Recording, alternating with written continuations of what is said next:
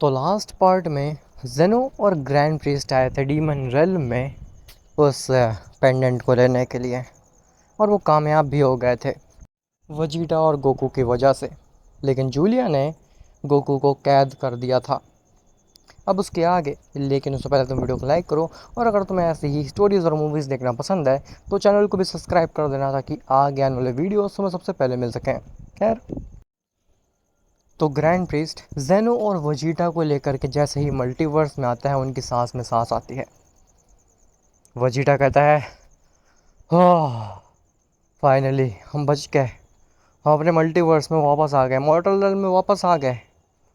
शुक्रिया Lord grand priest. जेनो कहता है, तुम ग्रैंड प्रिंस को क्यों शुक्रिया कह रहे हो? असली असली तारीफ़ के हकदार तो तुम हो वजीटा। अगर तुम नहीं होते तो फिर मुझे ये पेंडेंट नहीं मिलता, और शायद से मैं भी नहीं बच पाता। ग्रैंड प्रिंस कहता है, लॉर्ड जेनो, तारीफ़ के हकदार केवल वजीटा नहीं, बल्कि वजीटा और गोकू दोनों ही हैं। क्योंकि अगर गोकू ने मुझे ज़िंदा नहीं छोड़ा होता तो फिर मैं नहीं बचा पाता आपको, और हो सकता था कि वो जूलिया आपको मार डालती। मैं गलत था गोकू के बारे में। मुझे लगा था कि वो मॉर्टल डीमन रेल्म में जाने के बाद में बदल चुका है, वो हमें बिट्रे कर देगा। लेकिन ये चीज़ सच नहीं थी। वो अभी भी अपने मॉर्टल रेल्म को बचाना चाहता है, किसी भी हालत में। लॉर्ड जेनो, अगर हमें जूलिया से बदला लेना है या फिर उसे ख़त्म करना है पूरी तरीके से, तो हम उसे कर सकते हैं, लेकिन मुझे नहीं लगता है कि हमें गोकू को भी डिस्ट्रॉय करना चाहिए। अब मुझे समझ में आ चुका है कि उसकी डार्क इंस्टिंक्ट और गोकू हमारे मॉर्टल रेल्म के लिए ख़तरा नहीं, बल्कि वो तो आशीर्वाद है हमारे मल्टीवर्स के लिए। उसकी डार्क इंस्टिंक्ट का हम अच्छे तरीके से इस्तेमाल कर सकते हैं और बुरे से बुरे बीइंग को भी रोक सकते हैं। जेनो कहता है, तुम ठीक कह रहे हो ग्रैंड प्रीस्ट। मुझे पता था, मुझे तो पहले ही से लग रहा था कि गोकू ऐसा कर ही नहीं सकता है। वो एक प्योर हार्टेड मॉर्टल है। उसको भले ही जूलिया कितना ही मैनिपुलेट क्यों ना कर दे, उसके दिल में मॉर्टल रेल्म के लिए और हर बीइंग के लिए एक सॉफ्ट कॉर्नर रहेगा ही। वजीटा कहता है, क्या हम यही बात करने वाले हैं? क्या आपने ये पेंडेंट केवल बातों में समय बर्बाद करने के लिए लिया है? जेनो कहता है, ओह हाँ, मैं तो भूल गया था। मुझे ये पेंडेंट मेरे दोस्त तक पहुंचाना है और उसकी मदद लेनी है उस जूलिया को रोकने में। ग्रैंड प्रिस्ट कहता है, लॉर्ड जेनो, ये पेंडेंट ये पेंडेंट ही तो डीमन रेल्म को पूरी एनर्जी देता है, और अब ये पेंडेंट यहाँ पे आ चुका है तो फिर डीमन रेल्म का क्या होगा? जेनो कहता है, मुझे नहीं पता। हो सकता है कि डीमन रेल्म धीरे धीरे हील होने लगे, डीमन रेल्म से सारी ईविल एनर्जीज जाने लगे, और डीमन रेल्म कुछ समय बाद मॉर्टल रेल्म में ही तब्दील हो जाए।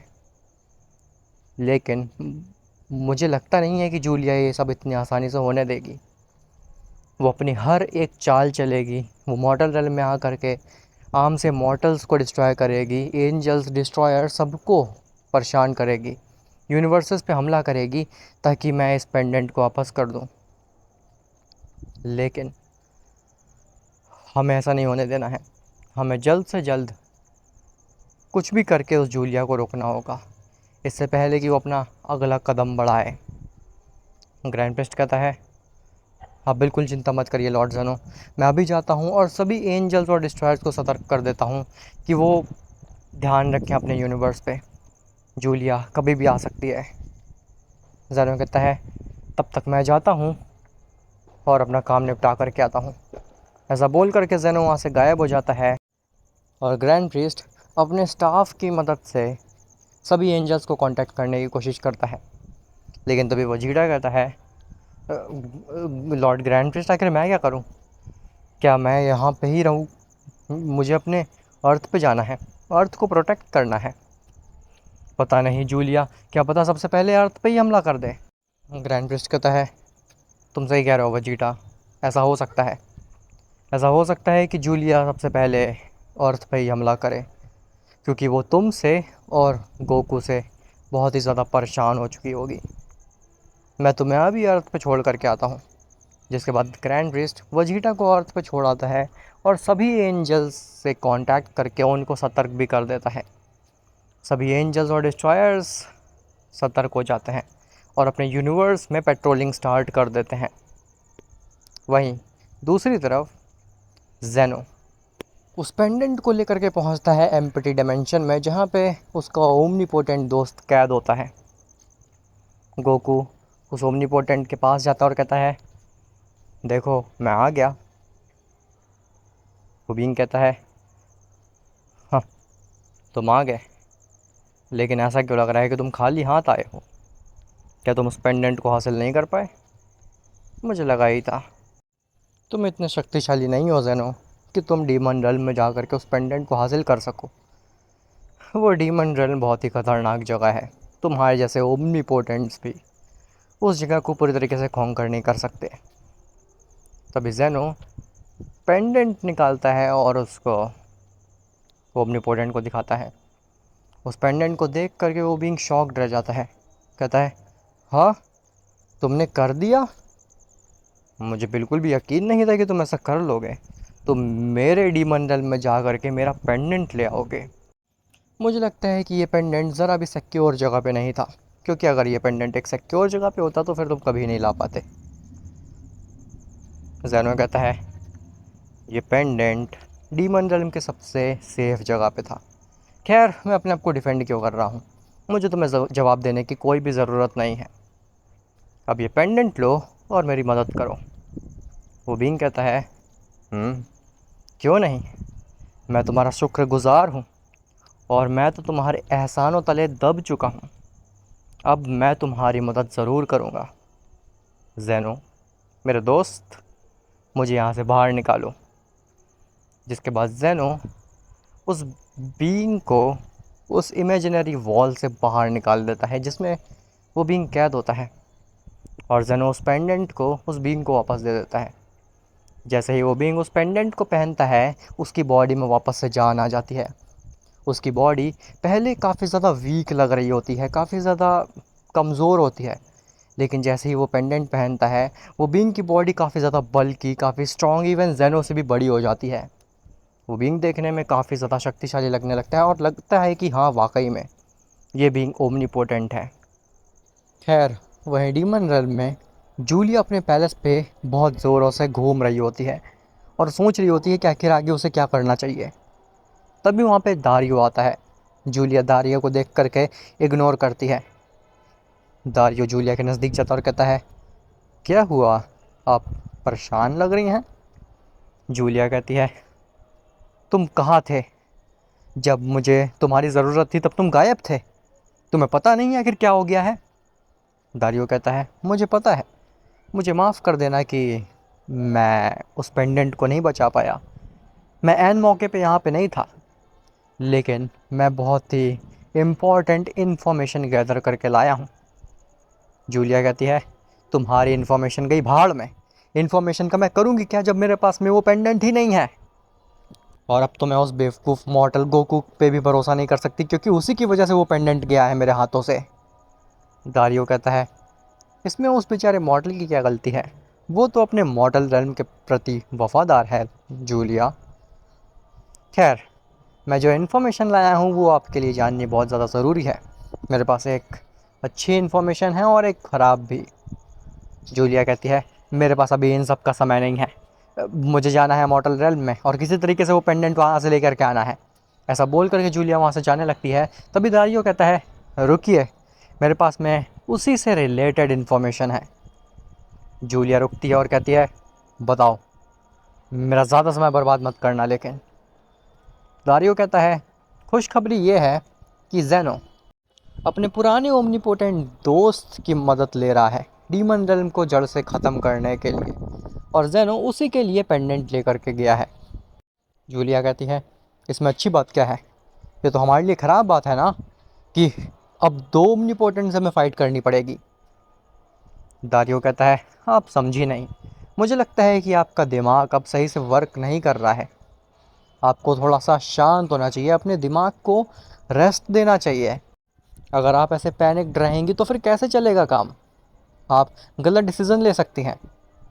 मैं ये कहना चाह रहा हूँ कि ज़ेनो उस ओमनीपोटेंट की मदद ले रहा है जिसने इस डीमन रेल्म को क्रिएट किया है। क्या आपको वाकई में ऐसा लगता है कि वो ओमनीपोटेंट जिसने डीमन रेल्म क्रिएट किया वो उसे तबाह होने देगा? वो अपने ही घर को तबाह करेगा ज़ेनो की बात मान करके? मुझे तो ऐसा नहीं लगता। जूलिया कहती है, तुम कहना क्या चाहते हो, साफ साफ बोलो।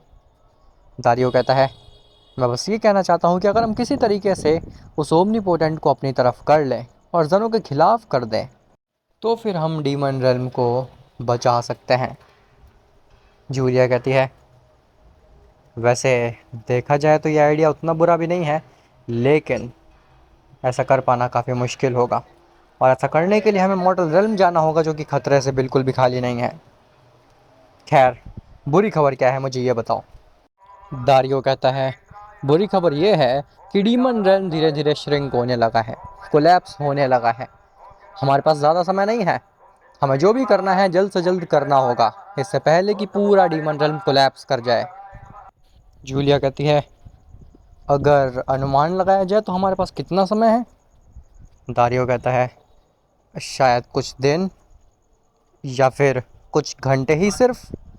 मुझे पूरी तरीके से नहीं पता, लेकिन मुझे इतना ज़रूर पता है कि हमारे पास में बहुत ही ज़्यादा कम समय बचा हुआ है, तो हमें जो भी करना है जल्द से जल्द करना होगा। जूलिया कहती है, क्या किया जाए? मेरे दिमाग में तो कोई आइडिया ही नहीं आ रहा है। आखिर मैं क्या कर सकती हूँ?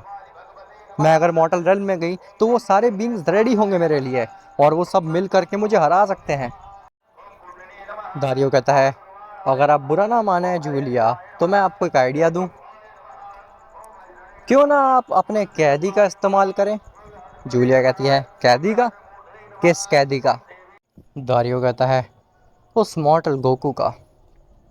जूलिया कहती है, उसका मैं क्या ही इस्तेमाल कर सकती हूँ, अब वो किसी काम का नहीं है और मुझे नहीं लगता है कि उसका इस्तेमाल करके मैं ज़ेनो से कुछ ट्रेड भी कर सकती हूँ।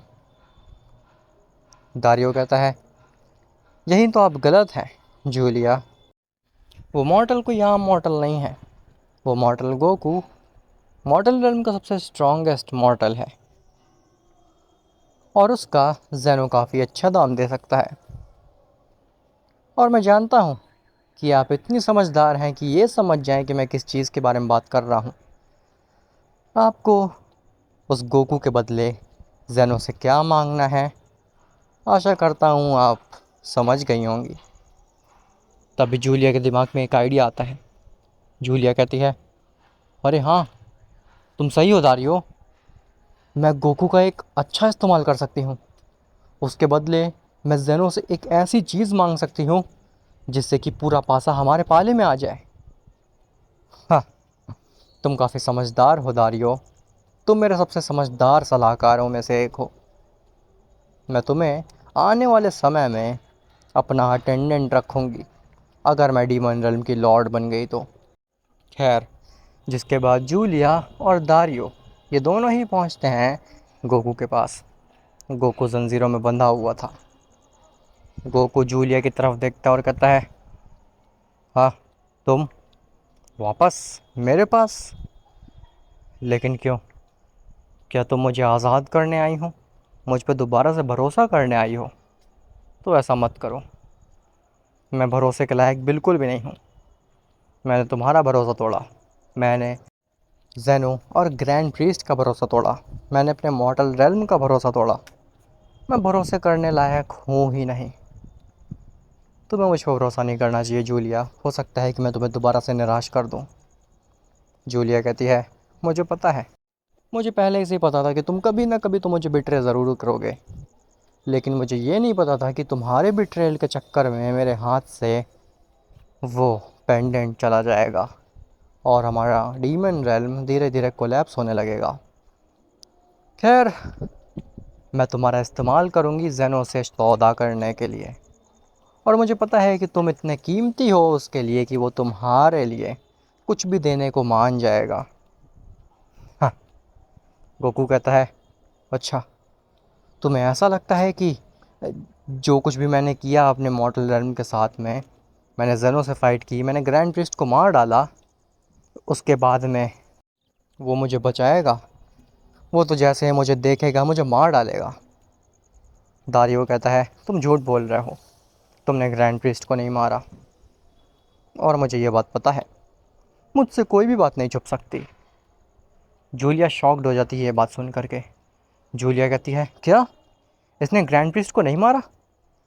लेकिन मैंने तो कामेहामेहा की सेंस की थी, और वो कामेहामेहा की इतनी ज़्यादा खतरनाक थी कि मुझे लगा था कि उस कामेहामेहा की मदद से गोकू ने ग्रैंड प्रिस्ट को इरेज कर डाला। उसके बाद गोकू मेरे पास आया ज़ेनो को बचाने के लिए। दारियो कहता है आप गलत है जूलिया, गोकू ने कामेहामेहा तो मारा था लेकिन ग्रैंड प्रिस्ट के ऊपर नहीं। इसने अपने कामेहामेहा को डाइवर्ट कर दिया था। आखिर ये मॉर्टल रेल्म का एक वफादार जानवर जो ठहरा, ये ग्रैंड प्रिस्ट को कैसे ही मार सकता था। जूलिया और भी ज़्यादा गुस्सा आ जाती है और वो गोकू का गला पकड़ लेती है। जूलिया कहती है मैं चाहूँ तो तुम्हें अभी इसी वक्त ख़त्म कर दूँ, लेकिन मुझे वो पेंडेंट किसी भी हालत में चाहिए। अगर एक बार मुझे वो पेंडेंट मिल गया तो गोकू एक बात याद रखना, तुम चाहे मॉर्टल रेल्म में रहो या फिर डीमन रेल्म में, मैं तुम्हारा और तुम्हारी फैमिली का जीना मुश्किल कर दूंगी। दारियो इसको खोलो और हमें ले करके चलो ज़ेनो के पैलेस पे। जिसके बाद दारियो गोकू की जंजीरें खोलता है और वो निकल जाते हैं मॉर्टल रेल्म की तरफ। खैर वहीं ज़ेनो की पैलेस पे ज़ेनो ओमनीपोटेंट दोस्त को लेकर के आता है ग्रैंड प्रीस्ट के सामने। वो ओमनीपोटेंट कहता है अगर मैं गलत नहीं हूँ तो फिर तुम ग्रैंड प्रीस्ट हो ना, ज़ेनो के अटेंडेंट। ग्रैंड प्रीस्ट अपने घुटने पे बैठता और कहता है जी लॉर्ड, आप एकदम सही हैं। ज़ेनो कहता है तुम्हें इसे लॉर्ड बोलने की कोई भी ज़रूरत नहीं है, तुम्हारा लॉर्ड केवल मैं हूँ ग्रैंड प्रीस्ट। इसका नाम जूमो है, इसको तुम जूमो बुला सकते हो, इसको लॉर्ड बोलने की कोई भी ज़रूरत नहीं है ग्रैंड प्रीस्ट तुम्हें। ग्रैंड प्रीस्ट कहता है ठीक है जूमो, तुमसे मिलकर के काफ़ी अच्छा लगा, उम्मीद करता हूँ कि तुम हमारी साइड लोगे। तुम्हारे बारे में काफ़ी सुना है, लॉर्ड जनरल ने बताया था कि तुम काफ़ी होनहार योद्धा थे, लेकिन तुम्हारी एक गलती की वजह से तुम्हें कैद करना पड़ गया। जूमो कहता है "हम्म, वो गलती थी या फिर कोई प्लान, वो तो वक्त ही बताएगा। खैर जेनो, अब आखिर आगे का प्लान क्या होने वाला है तुम्हारा? तुम कैसे उस जूलिया को और उसके साथियों को रोकने वाले हो? वो किसी भी वक्त यहाँ पे आती होगी, और जब वो आएगी वो सब कुछ तहस नहस कर देगी। जेनो कहता है मुझे पता है, और इसीलिए मुझे तुम्हारी मदद चाहिए थी। मैं चाहता हूँ कि तुम उस जूलिया को मॉर्टल रेल्म में आने से रोको। जेनो जैसे ही इतनी बात बोलता है तभी वहाँ पे जूलिया, दारियो और गोकू आ जाते हैं, और जेनो ग्रैंड प्रिस्ट उन्हें देख करके शॉक्ड और जूमो जूलिया को देख करके खुश हो जाता है। जेनो कहता है तुम यहाँ पे इतनी जल्दी? जूलिया कहती है और क्या, तुम डीमन रेल्म की सबसे कीमती चीज़ उठा करके लेके गए हो, पेंडेंट, तो मैं उसके पीछे पीछे जल्दी क्यों ना आऊँ? क्या मैं तुम्हें मौका दूँ कि तुम प्रिपेयर कर सको मेरे लिए? मैं इतनी बेवकूफ़ नहीं हूँ जेनो। अब आखिर क्या जूलिया गोकू का सौदा कर पाएगी जेनो से, या फिर कुछ अलग होने वाला है? और जो ओमनीपोटेंट जूमो है, क्या वो जेनो का साथ वाकई में देने वाला है? जिसने डीमन रेल्म क्रिएट किया वो डीमन रेल्म को क्यों ही डिस्ट्रॉय करेगा? खैर जो भी होगा काफ़ी ज़्यादा इंटरेस्टिंग होगा, और तुम्हें देखने में काफ़ी ज़्यादा मज़ा आएगा। उम्मीद करता हूँ तुम्हें आज की वीडियो अच्छी लगी होगी। मिलते हैं तुमसे नेक्स्ट पार्ट में, तब तक के लिए बाय बाय।